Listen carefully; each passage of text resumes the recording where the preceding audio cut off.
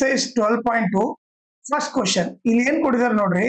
A solid is in the shape of a cone standing on a hemisphere.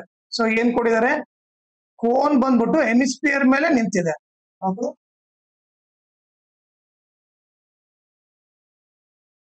ಈ cone ಬಂದ್ಬಿಟ್ಟು hemisphere ಮೇಲೆ ನಿಂತಿದೆ. Solid ಈ ತರ ಇದೆ. ಆಮೇಲೆ ಏನ್ ಕೊಟ್ಟಿದ್ದಾರೆ ನೋಡ್ರಿ, both their radii being equal to 1 centimetre. ಇದರ ಅರ್ಥ ಏನಂದ್ರೆ ರೇಡಿಯಸ್ ಆಫ್ ಕೋನ್ ಕೂಡ 1 centimetre. Okay, radius of hemisphere ಕೂಡ 1 ಸೆಂಟಿಮೀಟರ್. ಸೊ ಈ ರೇಡಿಯಸ್ ಎಷ್ಟಿದೆ, 1 ಸೆಂಟಿಮೀಟರ್ ಅಂತ ಕೊಟ್ಟಿದ್ದಾರೆ. ಆಮೇಲೆ and the height of the cone is equal to its radius. Height of the cone ಬಂದ್ಬಿಟ್ಟು ರೇಡಿಯಸ್ ಎಷ್ಟಿದೆನೋ ಅಷ್ಟಿದೆ. ರೇಡಿಯಸ್ ಎಷ್ಟಿದೆ, 1 ಸೆಂಟಿಮೀಟರ್. ಸೊ ಹೈಟ್ ಕೂಡ ಏನಾಯ್ತು, 1 ಸೆಂಟಿಮೀಟರ್ ಆಯ್ತು. ಈಗ ಅವ್ರು ಏನ್ ಕೇಳ್ತಾರೆ, find the volume of the solid in terms of pi. Okay, pi ಇದ್ದಲ್ಲಿ ಪೈ ಹಾಕ್ಬಿಟ್ಟು ವಾಲ್ಯೂಮ್ ಕಂಡಿಡ್ಬೇಕು. ಓಕೆ, ನೀವು ನೋಡ್ತಾರೆ ವಾಲ್ಯೂಮ್ ಆಫ್ ದ ಸಾಲಿಡ್ ಅಂದ್ರೆ ಎರಡು ಇದಾವೆ, ಎರಡು ಶೇಪ್, ಒಂದು ಕೋನು ಆಮೇಲೆ ಹೆಮಿಸ್ಫಿಯರ್. ಸೊ ಈಗ ಏನ್ ಬರ್ತೀನಿ, volume of the solid is equal to volume of cone plus volume of hemisphere. Okay, ಈಗ ವಾಲ್ಯೂಮ್ ಆಫ್ ಕೋನ್ ಫಾರ್ಮ್ ಏನು, 1/3 pi r square h. Volume of hemisphere ಬಂದ್ಬಿಟ್ಟು 2/3 pi r. ಈಗ value substitute ಮಾಡೋಣ. 1/3 pi ಇದ್ದಲ್ಲಿ pi ಬರಿಬೇಕು, R ಇದ್ದಲ್ಲಿ ಏನ್ ಬರಿಬೇಕು, 1 ಬರಿಬೇಕು. Okay, 1 square.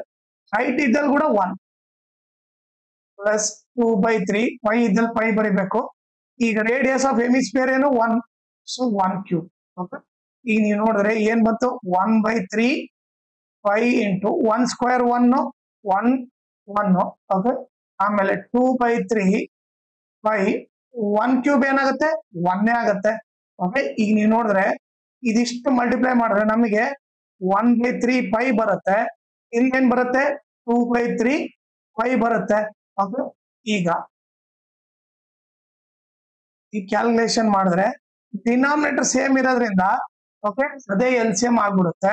ಓಕೆ, ಈಗ ಮೇಲೆ ಏನಿದೆ, ಈಗ ನೀವು ನೋಡಿದ್ರೆ ಈ ಡಿನಾಮಿನೇಟರ್ ಮೇಲೆ ಏನಿದೆ 1 ಪೈ ಇದೆ, ಪ್ಲಸ್ ಈ ಕಡೆ ಸೆಕೆಂಡ್ ಟರ್ಮ್ ಅಲ್ಲಿ ಏನಿದೆ 2 ಪೈ ಇದೆ.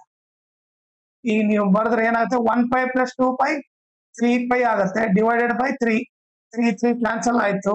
ಸೊ ಆನ್ಸರ್ ಏನು, 5 ಬಂದ್ಬಿಟ್ಟು. ಓಕೆ, ಸೊ ಈಗ ನೀವು ನೋಡಿದ್ರೆ ಅವರು ಸೆಂಟಿಮೀಟರ್ ಅಲ್ಲಿ ಕೊಟ್ಟಿದ್ದಾರೆ. ಸೊ ಸೆಂಟಿಮೀಟರ್ ಕೊಟ್ರೆ ವಾಲ್ಯೂಮ್ ಕಂಡಿಡಿಯಕತ್ತೀವಿ. ಸೆಂಟಿಮೀಟರ್ ಕೊಟ್ಟರೆ ನಾವು ಸೆಂಟಿಮೀಟರ್ ಕ್ಯೂಬ್ ಬರಿಬೇಕು. ಓಕೆ, ಸಪೋಸ್ ಅವ್ರು ಮೀಟರ್ ಕೊಟ್ಟಿದ್ರೆ ನಾವು ವಾಲ್ಯೂಮ್ ಅಂದ್ರೆ ಮೀಟರ್ ಕ್ಯೂಬ್ ಬರಿಬೇಕು. ಇದೇ ಏರಿಯಾ ಕೇಳಿದ್ರೆ ಸೆಂಟಿಮೀಟರ್ ಸ್ಕ್ವೇರ್ ಅಂತ ಬರಿಬೇಕು. ಓಕೆ, ನಿಮ್ಗೆ ಏನ್ ಬೇಸಿಕ್ ಗೊತ್ತಿರ್ಬೇಕಂದ್ರೆ ಏರಿಯಾ ಅಂದ್ರೆ ಯಾವಾಗಲೂ ಸೆಂಟಿಮೀಟರ್ ಸ್ಕ್ವೇರ್ ಮೀಟರ್ ಸ್ಕ್ವೇರ್ ಅಂತ ಬರಿಬೇಕು. ಮತ್ತೆ ವಾಲ್ಯೂಮ್ ಬಂದ್ಬಿಟ್ಟು ಸೆಂಟಿಮೀಟರ್ ಕ್ಯೂಬ್ ಮೀಟರ್ ಕ್ಯೂಬ್ ಅಂತ ಬರಿಬೇಕು.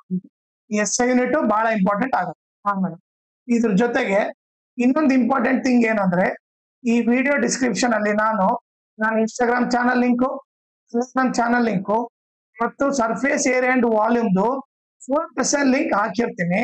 ಓಕೆ, ಆಮೇಲೆ ಅದ್ರ ಜೊತೆಗೆ ನೀವು ಇನ್ಸ್ಟಾಗ್ರಾಮ್ ಮತ್ತೆ ಟೆಲಿಗ್ರಾಮ್ ಚಾನಲ್ ಫಾಲೋ ಮಾಡೋದ್ರಿಂದ ಅಡ್ವಾಂಟೇಜ್ ಏನಂದ್ರೆ, ನಿಮಗೆ ಏನಾದ್ರೂ ಡೌಟ್ ಇದ್ರೆ ನೀವು ಪರ್ಸನಲ್ ಆಗಿ ಮೆಸೇಜ್ ಮಾಡ್ಬಿಟ್ಟು ಕ್ಲಾರಿಫೈ ಮಾಡ್ಕೋಬಹುದು. ಆಮೇಲೆ ಏನಾದ್ರೂ ಅಪ್ಡೇಟ್ ಇದ್ರೆ, ಕ್ವಶನ್ ಪೇಪರ್ ಸಾಲ್ವ್ ಮಾಡಿರೋದು ಇಲ್ಲ ನೋಟ್ಸ್ ಕೊಟ್ಟರು ಅಪ್ಡೇಟ್ ಇದ್ರೆ ಇಮ್ಮಿಡಿಯೇಟ್ ಗೊತ್ತಾಗುತ್ತೆ. ಸೊ ಅದಕ್ಕೋಸ್ಕರ ಇನ್ಸ್ಟಾಗ್ರಾಮ್ ಮತ್ತೆ ಟೆಲಿಗ್ರಾಮ್ ಚಾನಲ್ ನ ಫಾಲೋ ಮಾಡಿ.